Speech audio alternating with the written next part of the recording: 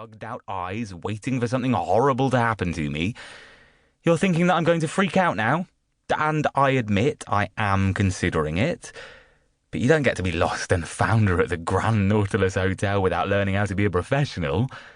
So, okay, yes, maybe I'm not the bravest mouse in the basket, but I am in my place, behind my polished desk, master of my own little world of lost property and shiny buttons.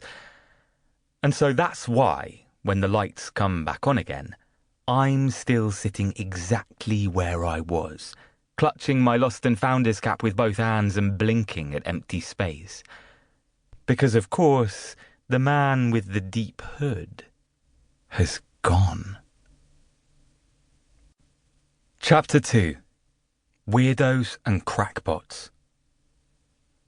The second rule of Lost-and-Foundering is keep calm and try a smile. Seriously, you'd be amazed at some of the things that turned up in my Lost-and-Foundry. Thingamies, doodads, assorted hoojamafips of all descriptions. Once I even had a living, breathing human being hand herself in, but that's another story. You have to just take it all in stride, stay cool, and pretend that the Roman helmet or false nostril or blood-stained candlestick that got left in the conservatory is all in a day's work for a Lost-and-Founder. So, it's the second rule I'm mostly thinking of when the hotel lights come back on to reveal that not only has Deep Hood gone, he's also left an object on my desk. You were just handing something in? I asked the empty space where the man had been standing. Why did you have to be so creepy about it? I lean out of my cubbyhole and see a trail of rainwater leading to the main staircase. If I wanted to, I could follow it and find out which room Deep Hood's staying in. If I wanted to. And the thing on my desk? Well, see for yourself. It's a shell. A strange, spiky shell, pearly white and spiralling around itself until it ends in a point.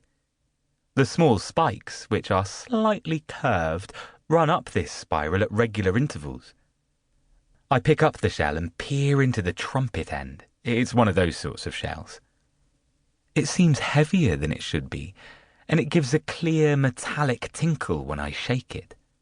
There's a small hole in one side, rimmed with brass. Is there something inside? Cautiously, I put the shell to my ear. I can hear the sea, I say to myself with a nervous chuckle of relief. That means it's empty, right? All your head is, says an annoying voice, and I nearly drop the shell in surprise. From behind the large potted fern near my cubbyhole steps Mr. Mollusk, the hotel manager. He takes the shell from me. Shiny thing. His eyes light up. Probably worth quite a bit. What are you doing with something like this, Lemon? It was handed in, sir, I say, by that new guest. At this, old Mollusk's horrible moustache bristles, and he almost throws the shell back to me. You spoke to him, he says, nodding fearfully at the stairs.